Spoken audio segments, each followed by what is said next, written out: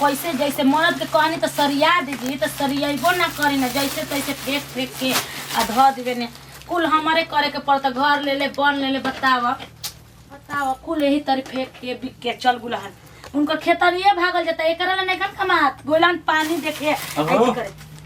सामान हमरा चाहिए का जी कौन चले हां कावा ची हैं बोले काहे सोचत तनी ना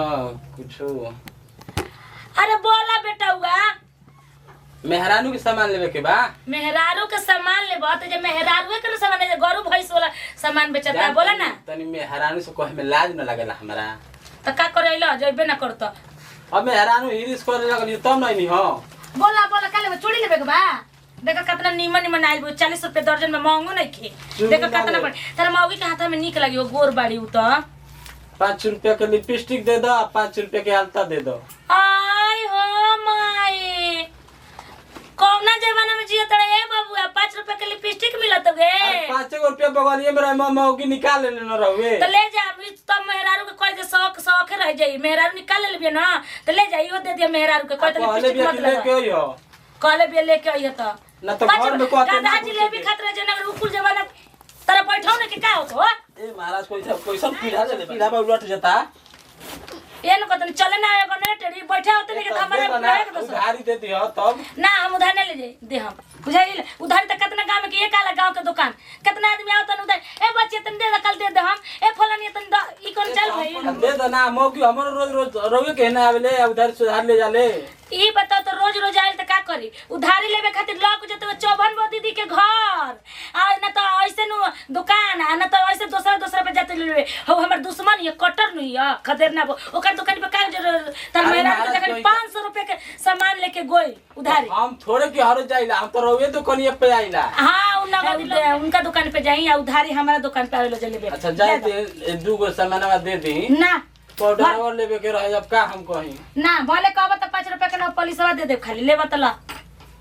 तो एगो ही मिली यार लिपस्टिक ना ना तो फिर तो घर वाले भगा दी हमरा के ना तो जा पैसा लेके जा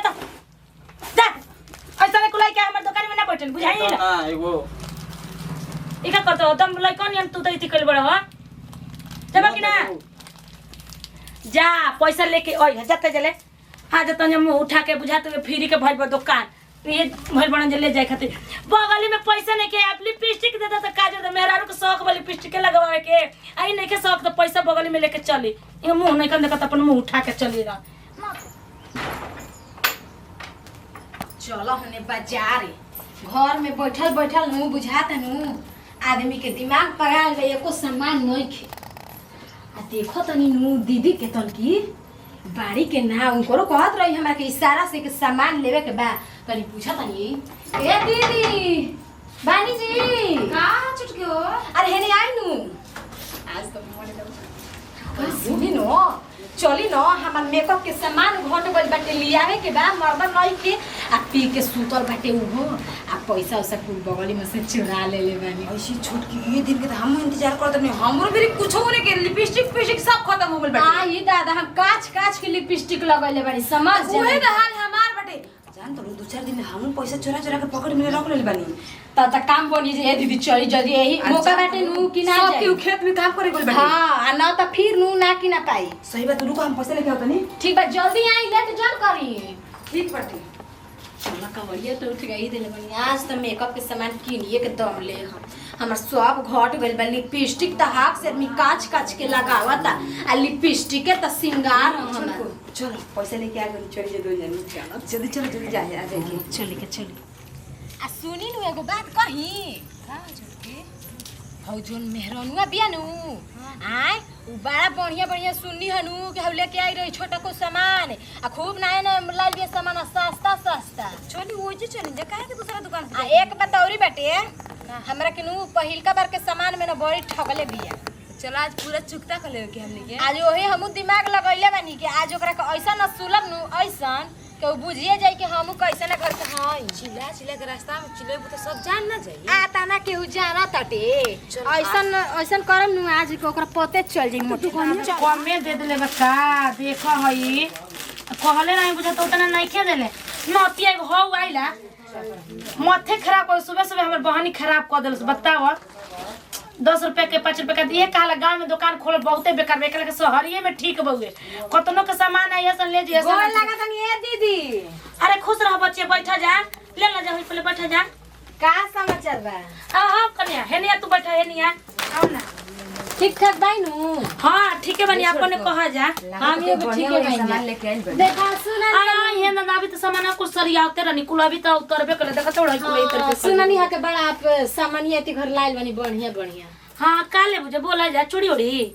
हां तनी कान में के दिखाई ना खूब सुंदर सुंदर है। हां हां देखो ना ये कन्या देखो जे कितना बढ़िया बढ़िया आज त आई दी हमनी के देखत है आउडी को उतार दी हमनी के देखत है जा हमनी के चोट चोटी ना जाए दीदी हमनी के एगो केहू के चूटी ना छुएला हां जा। अरे के आज ले जे जेबू जाती 20-30 रुपए के सामान ले जेबू जा 50 रुपए का त हमर धन चल जाई लेकिन ऐसन करम ना करे के चाही जा दी जैसन सामान करी वैसन भोग छोड़ी ना उतना का बतियावे के और हाय कावन चले बुझे हाय चूड़िया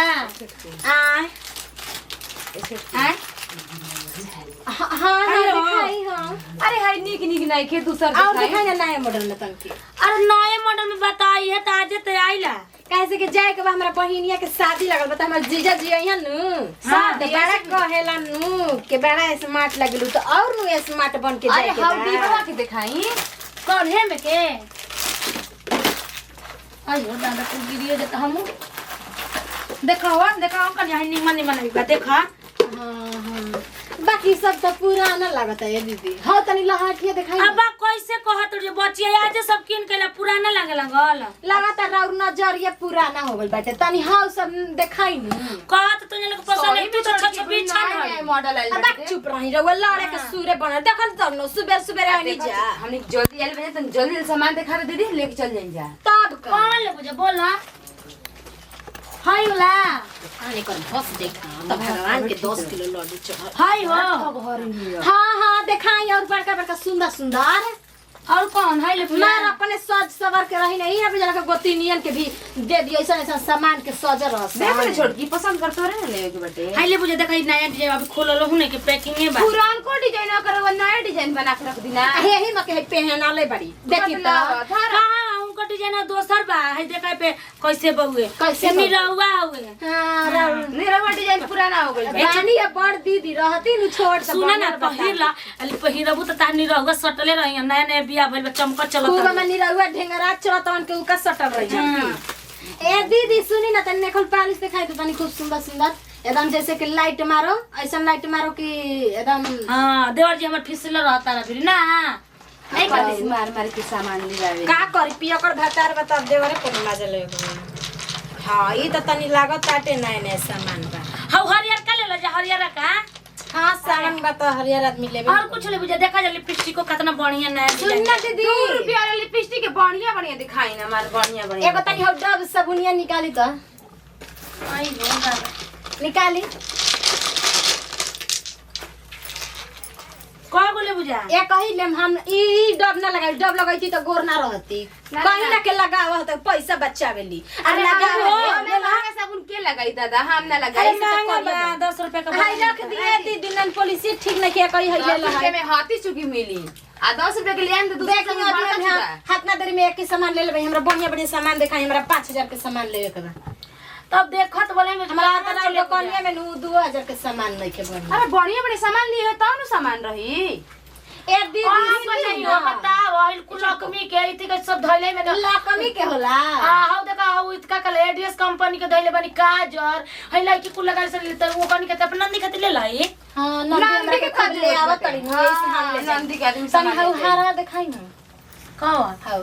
हार ना कान में के हो ले अरे वो का भरुए दिखाओ बड़ा दिखाई तनी हमने के कान में के ना लगाई जा ऐसे मारी दी छोटा देखो हां ई सब त नीमन बाट है कितना के बा ई 70 रुपए के बा लगानी रहुआ दाम हाय कितने दी जल्दी ई 120 रुपए के बा ढेर दाम नहीं है बतलाओ हाय बाजार में 60 रुपए के मिला 120 रुपए के करी ता हो जे लालिया में गाड़ी भाड़ा नहीं सच खेला पूछी ना रा सही गांव में नाम धरा गेल बा ठगनी खिसियाई जान तो का करे आइल जे ठगे नहीं तो ना आवेला का करे जा हमनी सोचे ना आप गोरतिया पट्टीदार के भाई ऐसे ना हमनी के ना कहि ना जा मतलब गंगा कदम औरत के कहे जे कहत है अपना मुंह पे कहो ना सब लगाने काट देता नहीं देखी दीदी हमने के सामान तो बहुते लेवे खातिर आइलिन जा लेकिन का करिन जा ऐसा ऐसा सामान नहीं कि हमने के पसंद नहीं आओ तो अंगूठी दिखा दी है एका को ले लीन जा हां अंगूठी दिखा दी अब हमनी के जाइन जे लेट होता घर वो पीऊ का ले ला जा नहीं अब दूसरा दिन आइन लीन जा सामान जैसन सामान नहीं के लो जे तने फेंका तनी कौन ले जे कछुआ छाप कछुआ छाप रखले बता और छोटकी आजकल का तो बड़ा पहला पका तो लक्ष्मी हटे तनी हौ चूड़िया डिबवा देखी कौन है डिबा के चूड़िया आई हो हां ये तो ठीक लागत है एगो ये दीदी देखी ले छोटी चुकी बाई छोटकी तो हाँ, निमन ठीक लाग बा, देख हाँ। कितना निमन लागता अंगूरी हां नीमन बा है चौपकत है तुम लाइट मारता गोर बनी हुई है हाँ, देखी आई लेके देखा है देखा कितना बढ़िया बढ़िया छोड़ दी दीदी अब सब